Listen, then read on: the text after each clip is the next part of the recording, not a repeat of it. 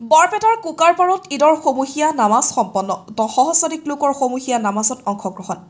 আজি পবিত্ৰ ঈদ উল ফিতৰ। বিগত এমাহ ধৰি ৰমজানৰ ৰোজা ৰাখি কঠোৰ ব্ৰত পালন কৰাৰ পিছত আজি ইছলাম ধৰ্মাৱলম্বী লোকসকলে উদযাপন কৰিছে ঈদ উল ফিতৰ।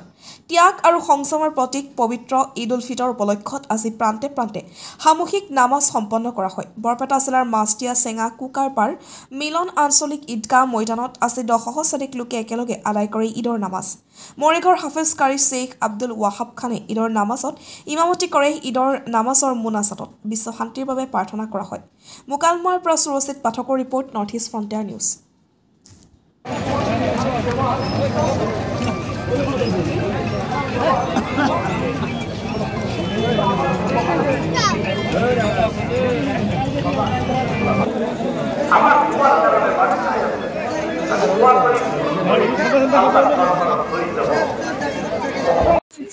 এইটো ভাল, গোটেই বিশ্ব মানৱ জাতিৰ শান্তিৰ কাৰণে আমি এইটো প্ৰতিষ্ঠান কৰোঁ, যাতে গোটেই বিশ্বৰ মানৱ জাতি শান্তি পায়। সেইকাৰণে আমি আল্লাহৰ ওচৰত দোৱা কৰোঁ।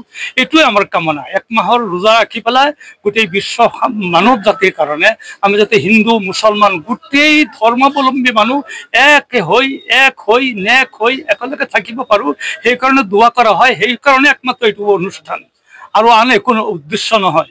এইটো উদ্দেশ্য হ'ল একমাত্ৰ গোটেই জাতিৰ কাৰণে, গোটেই মানৱ জাতিৰ কাৰণে। কাৰণ আমি ইনচান, আমি গোটেই ইনচানিয়ত শিকিব লাগিব। ইনচানিয়ত হ'ল আমাৰ কাম্য। গতিকে ইনচানে ইনচানৰ ওপৰত মৰম কৰিব লাগিব, মৰমৰে পৃথিৱীত জীয়াই থাকিব লাগিব। সেইকাৰণে আজি আমি শান্তি কামনা কৰিছোঁ, যাতে আল্লাহ পাক আমাক শান্তি দিয়ে।